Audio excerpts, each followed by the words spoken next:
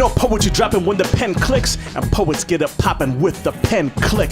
You now rocking with Kuya David, the prime poetry prime minister, here with my brother Daniel Hees, the chubby fat god. And today we are blessed with the magnanimous presence of the poetry prince of Los Angeles, the one and only super afro man who picks his fro with a divine chiseled afro pick made and forged out of black divine stars. We have the one and only Kito Fortune. Let's get it. You're an extrovert, right? So just, go make some friends. You're not afraid of people? Take them. Dazzle them with your charm. Your personality is a circus. Everything about it is weird, but people seem to enjoy it. Your face made of clowns, morphing into whatever's most entertaining, feeding the illusion that all of this chaos is okay. Be all the life of every and any party. Kneel your energy into their chest and squeeze interest from their cardiac arrest. Ignore your inability to dance amicably. Your responsibility is to swallow your red pill and be everybody's blue. Everything you say is hilarious. And even if they don't laugh, it's okay. You're self-confident and well-adjusted enough to take the rejection in stride. Just go talk to her. Your past relationships never happened. You've never poured all of your sunlight into a black hole and called it a girlfriend. You've never watched the face of your crush contort in disgust at the mention of your name. You've never been called ugly or fat or stupid or white with black skin. You've never been called weak. You're strong. You're not having a bad day. You're not allowed to. Too many people rely on you to be their guaranteed smile of the morning. Too many people rely on you. Your family needs you to play mediator. Your audience needs you to play mediator. So soak up both sides, sift through the madness, inhale compromise and exhale reason. Breathe them both a resolution. Your parents need you to be successful. Your children will need you to be successful. So grind and grind and grind and grow. But don't forget where you came from. Your community needs you to be informed. So read and watch and write and read and watch and write and read and watch their eyes roll to the backs of their heads. Watch boys that look like Josh and men that look like Lyndon saturate the asphalt with their blood. You are not affected. Wear your smile like the world's most expected cloak of invisibility. You are not invisible. You're always surrounded by friends. Each one of them knows that someone else is talking to you. Someone else is checking up on you. Someone else is reminding you that you are not Atlas and no one can bear the weight of this world on their own. And with all these friends around, you can't possibly feel alone. You didn't think about dying today. Didn't drift ever so slightly from your lane? Fantasize about how easy it would be? Brag about how you've never been afraid of death? Count the people at your funeral, point out the ones that would claim to know you, the ones that would describe you as an extrovert. So carefree. The same ones that'll drink your happiness for free, but wouldn't pay a penny to see you on a day when you are anything but happy. And when you are anything but happy, you only stick around for the people who would describe you as a human.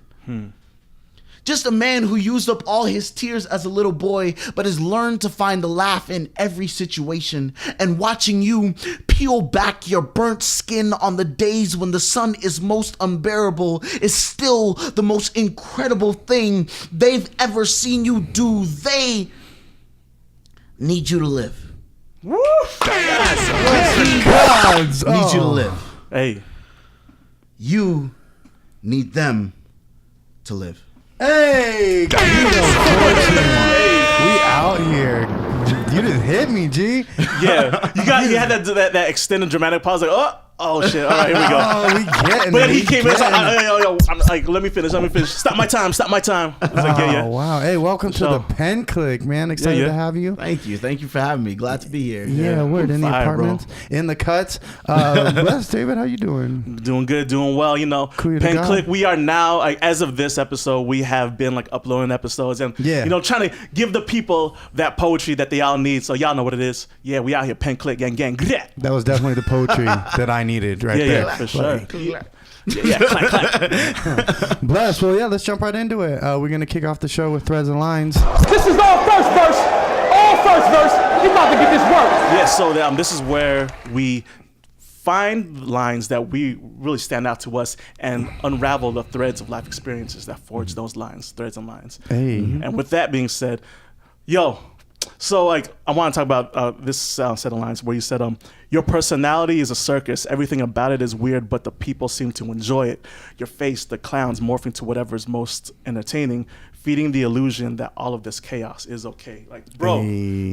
So like as like a self-described, and people have called me like an extrovert, right? Like how exhausting like this is, and like there's a lot of like weird shit about being an extrovert, like how we come into this, where like, you know, very young, like we notice that there's certain behaviors that like make people happy, make people laugh, like if I get really animated, like people like seem to like me more, and then like that just like kind of gets drilled into you to like, you know, like something feels good about that, right? So something about this performance feels good, and then like, you know, there are times when, you know, like you don't want to be on, right? And like I just want to be me. Like I need to have a melancholic moment, but because people expect this of you, like it's exhausting, and then like it also feels like disappointing to yourself, like when you can't be that for other people, right?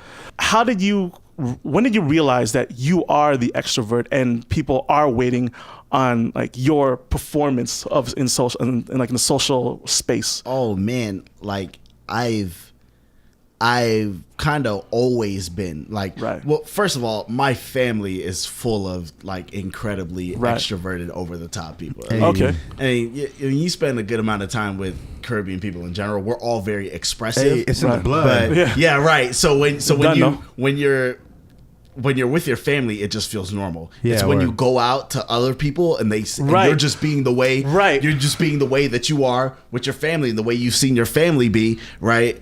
And they're just like, this is like, people literally stop and just watch you because you're just being yourself. It's like when you have a high spice tolerance, and then like people don't even know that what you're trying, so they try some of your food. It's like, yo, how can you do this? Like, exactly. I don't know. This is just this is it. Kito is saying that he's pretty much like well seasoned, and he might be too spicy for some of you, saltine folks. You know what I'm saying? Like, yo, if you find white bread and tomato soup spicy, then you know, chillin' Panera bread. But if you can handle the spice that is Kito Fortune, then, you know, come through GPL, you know, come through Mike and Dim Lights and get a taste of this flavor that he puts on the mic, you know, sprinkles it a bit. That's a god. Yeah. Oh man, that's so funny. So how did you like how did it feel when, like, you know, like especially like in college and high school, when we really come into our, you know, our well-being of like where we are in, like, okay, I am this character among my friends. Like, talk about that. You know what? When I got to college, like, you know, going somewhere else, I went to University of Southern Caribbean. I told you guys, in Trinidad,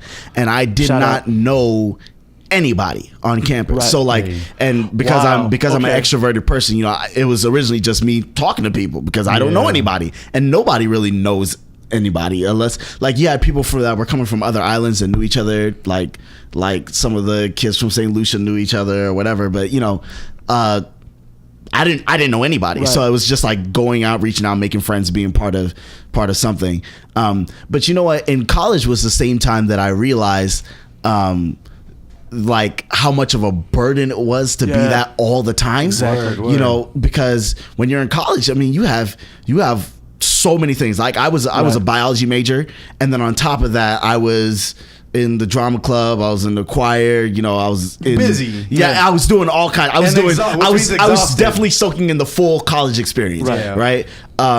So, but there were days, you know, like because of like having so much pressure on you, you know, where you didn't want to be that, but you came around your friends, and it's like that was expected of you. Like, like people were like, if you're not having a good day, other people are not having a good day. You know what I mean? Like, are people like, or it's either that, and they're like, yo, what's going on with you? I don't know why you acting like that way today. Or people get upset with you sometimes. Like, why are you acting like that? You know? Or on the flip side, nobody notices because they just assume like you're good. I mean, he must be thinking about something because I don't know, the Kito I know, he's chill. You know, he would reach out and ask me if he needed something.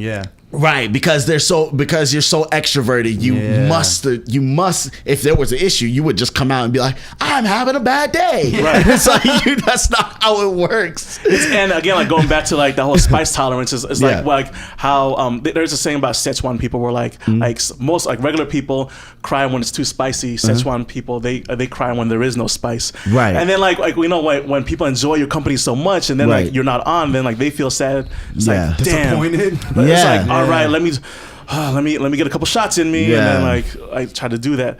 And like, yo, how do you deal with like trying to maintain that balance of like all right, I do telling people and defining that, yo, I do need like my melancholic moments and.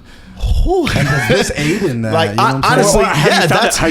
that's how I deal with like, it. You can Poems, do this piece, Like honestly, what happens is especially when you've been like an extrovert for so long, and you learn how to manage and there is an element of like people that need you. It's true. There are people that genuinely need you. They need you to be their drive for the day. You know, they're kicking the pants. Like they need that. But at the same time, what happens is you'll kind of go through that for me, it'll even be months at a time, and you're just cool or whatever. And then there'll be that one day when you're in your car and you ain't had no data on your phone. There's nothing good on the radio, and you're just in traffic, and it's just you and the silence, and like that dread just starts creeping over you. And you're like, and what'll happen is like for me, I'll be honest, like I'll pick up my phone, right? Because I used to try my old job. I used to have a long commute, right? So like I would go to my phone and I would try to like call people, and I'm looking through my phone. I got a whole bunch of names in there, and I'm scrolling, and I'm like, there is not one person, or the 1-2 people that I would normally like call or something like that. They're busy or whatever, and that's cool. Or you just called them yesterday, so you don't want to. You don't want to be that. bugging people, right? So you go word. and you start looking through your phone, and you're just like, there is not one person in here that I can turn to, that I can have a legit conversation with about whatever I'm going on, or just be on the other side of the phone so I can like distract me from my thoughts, you know what I mean? And that's when you start to realize that like it's like, yeah, I'm an extrovert, and on the surface, like I have like a lot of acquaintances or stuff like that, but like there's not like, people don't think to tell you like, yo, you can turn to me, right? Like that, because you're often that for they other people. assume that like that's what that line is about. Like someone else is talking to you, someone else is checking on you. Like everybody knows that you got people. Like you got, I mean, that doesn't have to be me, because you certainly have all these people around. It's like that joke, who cheers up the clown? Exactly. And it's fighting. It's kind of basically about like, I mean, honestly, in those moments, I God is my peace. Like I sometimes, even as somebody who's born and raised Christian, I forget that God is a viable option to turn to, that I can turn and talk to him and share some of my experiences with him. But even then, like sometimes I know how much God uses people to speak to me, right? And sometimes like you need like a person to be there for you, and you don't. And sometimes humans it comes are social from creatures, right. And we need that self-reflection, right? Or you think, or it even hits you like, when's the last time like I had like a really good hug? Like those types of things. Like if you ever need a good hug, right? No, but and I'm thinking that too as a person. Like I think, hey, if somebody needs a hug, they can definitely turn to me and get a hug. But like people don't.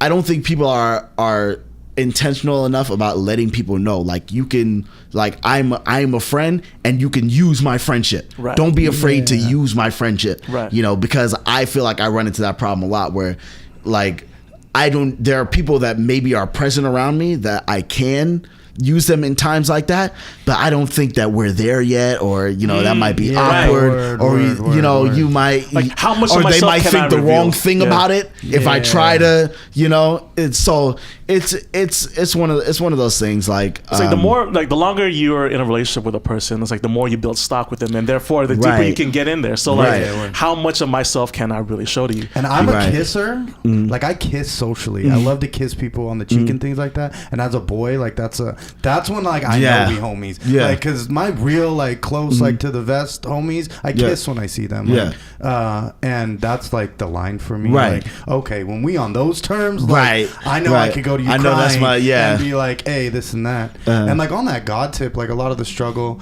God like expresses himself through you and in you, and it still feels singular. You know what I'm saying? Like, yeah, exactly. It still feels like. But yeah, you have to find it out there. You have to reach for it. What about you, Daniel? What lines did you get?